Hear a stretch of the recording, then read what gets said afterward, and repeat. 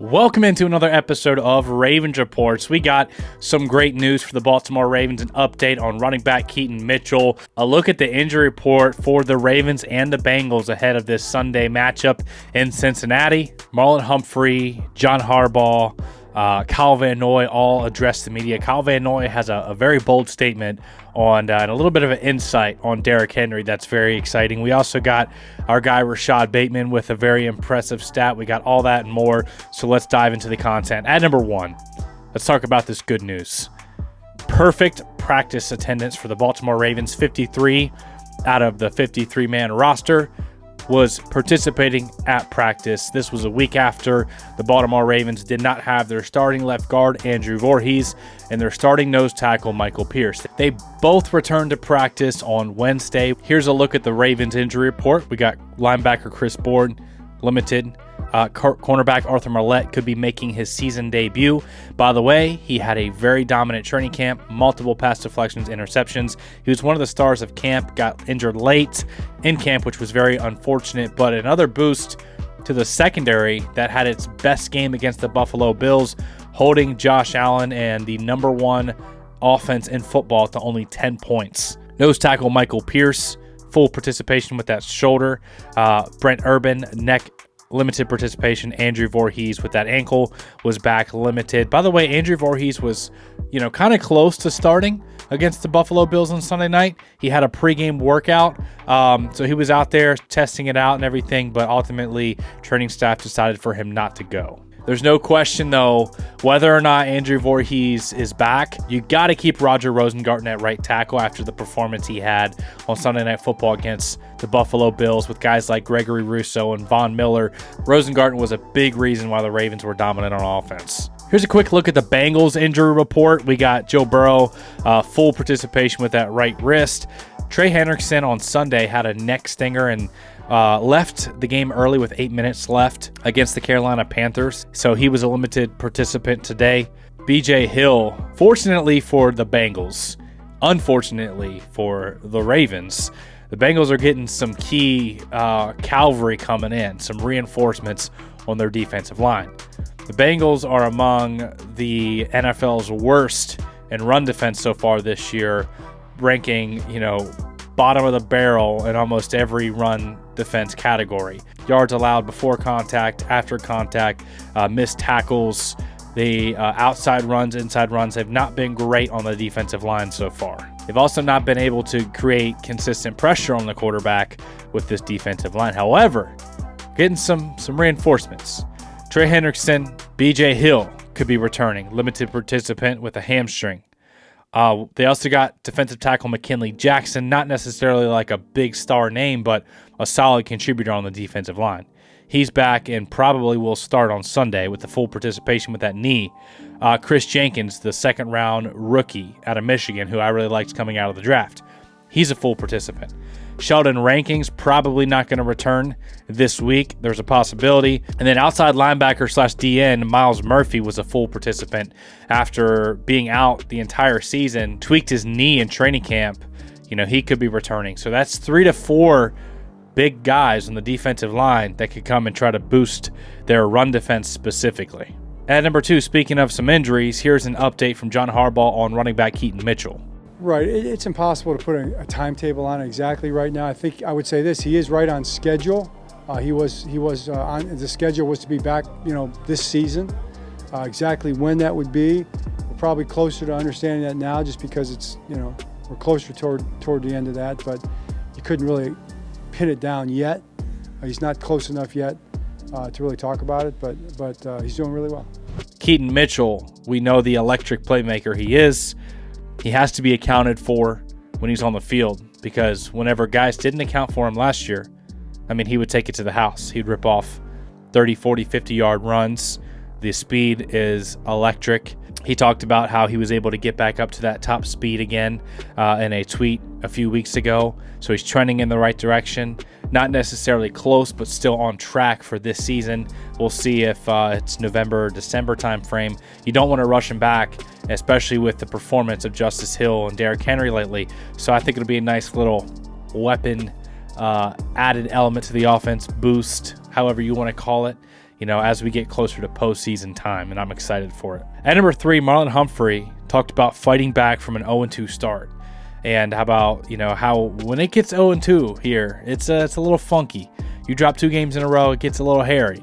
And here's what he had to say on fighting back and not losing the faith. Yeah, for us, it was interesting.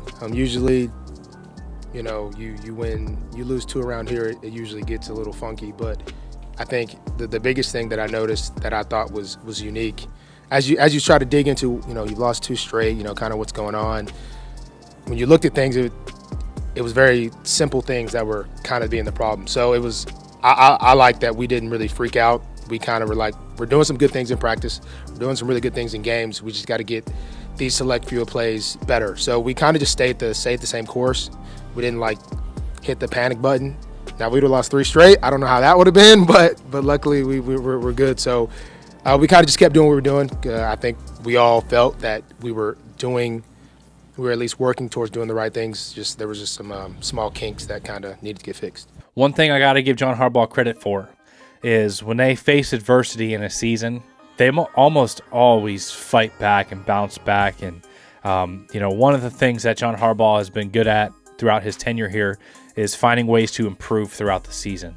A lot of times problems early on in the season aren't problems by the time you hit that mid-season mark to late season mark. A lot of these problems get resolved, and it's due to John Harbaugh talking about how, the NFL season is a race to improve and to get better, and they've done a good job of that over the last few years. And you saw that with the secondary that was the worst secondary in pass defense, allowing the most yards through the air through the first 2-3 weeks.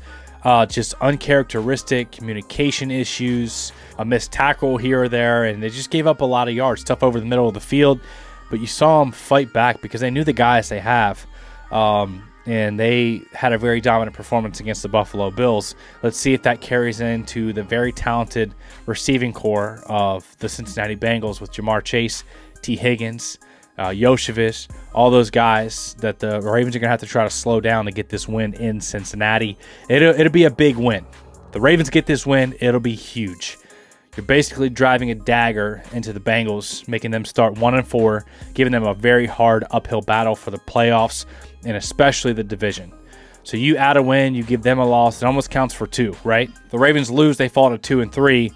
The Bengals are right there at 2-3 with them. Plus, they would have the head-to-head tiebreaker so far. So if the Ravens can go into Cincinnati and get this win, it'll be huge for winning the division, for overall playoffs, seeding, all that stuff.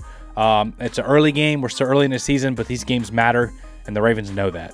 At number 4, Kyle Van Noy talks about Derrick Henry, his insane work ethic after dominating and having over 200 total yard performance on Sunday Night Football, the 87-yard touchdown.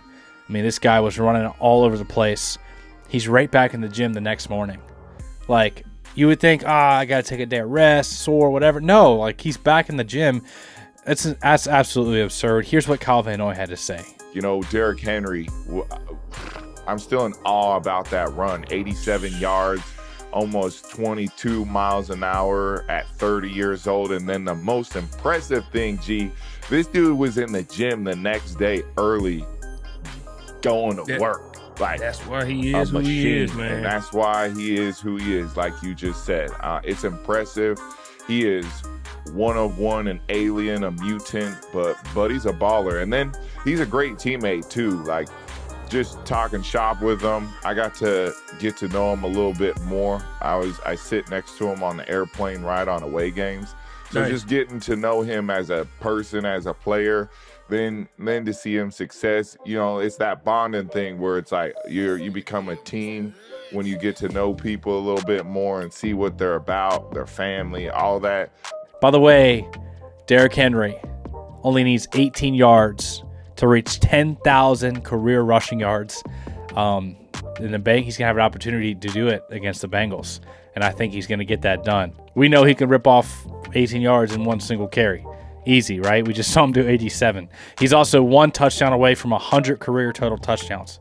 So he has an opportunity here to do some special things. Just, we already know he's a Hall of Fame type of back, but he's just adding accolades right now, and he's having fun doing it, him and Lamar Jackson. We just need to appreciate the duo that we have right now in Baltimore. I mean, it's special. Like, the best running quarterback ever, best dual threat quarterback ever, possibly one of the best running backs ever in the same backfield right now. We just got to enjoy it as fans. At number 5, Rashod Bateman.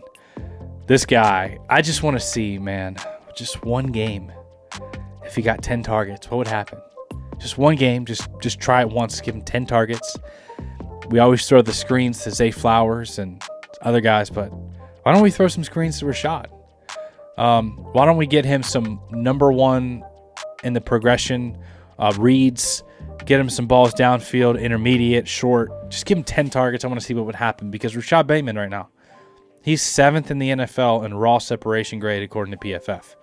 7th in the NFL in being open, having separation. But he doesn't get enough targets in a game. He really doesn't. And I know we have weapons all over the place. I know Henry needs his carries. Lamar's going to get his carries. I know, the tight ends, Isaiah Likely, Mark Andrews, Zay Flowers. You want to get, Nelson Aguilar's made some big plays over the last few weeks. I just want to see what would happen if Bate got 10 targets in a game. Maybe it'll happen one of these games, but Rashod Bateman, you know how I feel about him. I think he's really special, and the stats are kind of lining up with that. He didn't have a ton of opportunities last week against the Buffalo Bills because the Ravens were very limited in their passing attempts, and a lot of the passing attempts were, quick design stuff where you're not actually going through progressions and pushing the ball downfield. We'll see if that changes versus the Bengals, because the Bengals have not been good at creating pressure. Trey Hendrickson is the guy. He's elite. But if you double him consistently, you chip, you add help over there. And by the way, Ronnie Stanley having a very good season in pass pro. I do think that there's some opportunities to push the ball downfield if you can contain Trey Hendrickson. Or, hey, the plays that Trey Hendrickson goes out, maybe on an early rundown or taking a breather, take your shot downfield there. I like the Ravens' opportunity to push the ball downfield in this game against the Bengals. And I do hope that Rashod Bateman is a big part of that. Let me know all of your thoughts in the comments section below. Make sure to smash the like button if you got any value out of today's content. We'll have our Ravens and Bengals preview coming out tomorrow. So make sure you guys are looking out for that. Have your subscribe and notification bell on. I love you guys. Appreciate y'all. We'll see you in the next video.